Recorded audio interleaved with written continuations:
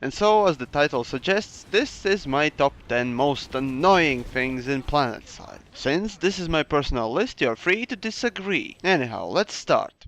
Number 10. I use certs to buy pretty much anything I can with them, and station cash for things I can't, like camos, helmets and other cosmetics. But whenever devs release a new weapon, I take a note, and never ever I have seen devs release a weapon that costs less than 1000 certs. Frankly, that just tells me that they aren't trying at all. At this point you're telling me that revolvers and all SMGs and certain carabines are the same. No, this is nonsense and I'm calling it out. I mean, for newer players to get 1000 certs, it's pretty much the hardest thing to do. Plus, lowering prices would be a nice gesture if nothing else. Number 9. How nice did Roadmap look at 2013. It was filled with neat things and devs did actually manage to deliver on time. And so they kept on promising more stuff. So nowadays, whenever I hear Mr. Higby tell community that they aren't delivering some, or at times most of the stuff, I'm not surprised. Not anymore at least. Because at this point, it's nothing new. Cows go moo, ducks go quack, console peasants say something ignorant, and Planetside devs keep promising empty promises. And just to add some more fuel to the fire, what happened to the heavy assault shield delays and vehicle transfer to different continent, max revamp and melee weapons, or even light assault update? Number 8. And speaking of consoles, sure, I cannot prove that certain actions are done to suit the game on PC and that infernal black box, but I can point out that the game in 2013 would have not run on PS4 due to bad coding and overabuse of CPU. The Operation Make Game Faster did rather well to improve my FPS when no one was around, but when there was 48 vs 48 battles, my PC struggled with 40 frames a second. But that wasn't the problem. See, this operation was announced a couple of weeks after Planetside 2 released news on the PS4, and right after this operation's announcement, a lot of things from the roadmap got delayed. Like Hassan even recently downgraded textures point to the PS4 downgrade for PC, and this is what makes me ask why. Sure, some of the improvements, as they call them, can help low-end PCs. But for rest of us who want to enjoy nice graphics, it shouldn't be hindrance, don't you think? But overall, I hate when any game is dumbed down because of any console or inferior platform. Number 7. So for a while now, my poor infiltrator's cloaking ability has been gasping for fresh air as it is being buried in shallow grave filled with bad code. See, there are a couple of problems with cloaking nowadays. The most infuriating is decloaking just after you cloak. And when medic heals you and you decide to cloak, some of the parts tend to glitch. This problem is more annoying for me personally because I use Infiltrator a lot more than any other class. Just imagine if this happened to heavy assault shields or light assault jetpacks. And speaking of heavy assault shields, EMP still doesn't drain its energy, and what I have gathered, it's a bug, yet it hasn't been fixed for at least 6 months. Tell me, is the strongest class balanced towards Infiltrator if EMP doesn't work on it, but on other classes it does? Here I say, exceptional work there, guys. Number 6.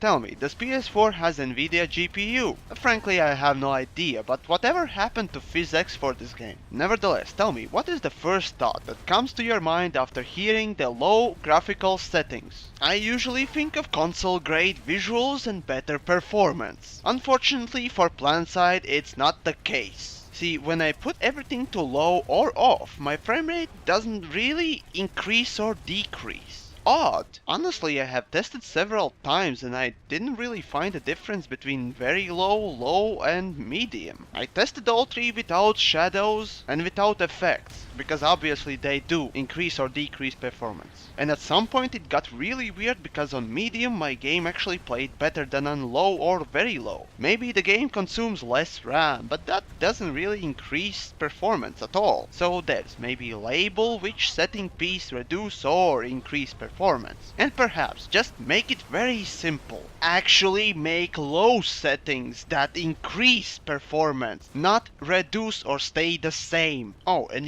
maybe utilize every component in our PCs, not only bottleneck the damn CPU. Come on, I have SLI GTX 780s, yet I'm getting barely 40 frames a second on large battles with overclocked CPU. Before the overclock I had 20. Number 5. Frankly, I'm tired of almost every week having to download a patch, and what's more annoying is that mostly takes up to 300 megabytes. Sure, I have fast internet speed, but that doesn't justify the amount. Oh, and even worse is when these patches open even more wounds. And there must be a hotfix in the following day, putting down the servers for another 2 to 3 hours. I am probably not the only one who would say make more effort of debugging patches, as well as patching less often. After all, the frequency of these patches only show how broken the game is to the public. Number 4. When Hosen came out, I was glad and sad at the same time. I imagined the continent to be more like a jungle, but swamp will do for now. Still, the base design did make me cry and sigh. This continent provides you with great opportunity to craft bases that looked and played very well, but what we got was another bunch of copy-pasted generic platforms with buildings on them. Where is the uniqueness? Oh, it's in the background. A nice looking skybox for the base. How disappointing. And this is for almost all bases in the game. Platforms and generic buildings. Barely any base has a tree, rock, crystal or plant acting as a part of a base design, instead of a set piece. I would like to see that in every continent you had different type of base design that involves environment and terrain, not another platform or generic side. Number 3. Every big open world has its atmosphere,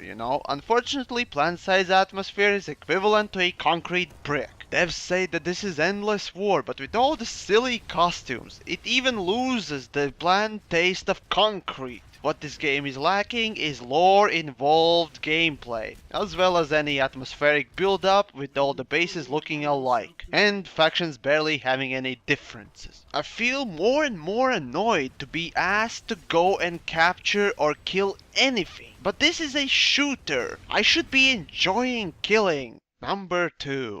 Ah yes, from time to time devs remove alerts because they broke something again. And we, the community, go insane because there's nothing to do. Yeah, alerts are a good thing, and yeah, Lattice is better than Hex system. But frankly, if this is a war, then we should have some sort of global goal that can be achieved. The World Domination series was an interesting yet very poorly executed event. Still, we need some big goal that couldn't be achieved in a day. For example, your faction starts off with taking tech plant to build some sort of fart machine. Then later it needs to be delivered to Biolab, where it is filled with gas. And then it gets delivered to Am Station for some testing or ignition or whatever, while enemy tries to stop you while trying to accomplish their own similar or different goal. Basically what I'm saying, we need some metagame. Number 1. I talked about atmosphere, but what drives me even more nuts is that there is not much of a difference between factions. I mean, functionally at least. Sure, I know only Blizzard has done 3 very different faction balance right, but that doesn't mean Planetside devs couldn't try it. Even visually they look the same, and that's saying something. Maybe giving all one weapons a phase shift like mechanism isn't the best idea. I still think there should be some functional difference of how each faction do things, as well as more distinct faction characteristics in weapons, armor and tools. This would also guarantee that playing other factions would be a new experience. And so there's my top 10 list of most annoying things in Planetside, at least for me. And to balance things out, if you want, you can go and check out my top 10 list on the best things in Planetside. But I wonder, what are the most annoying things for you?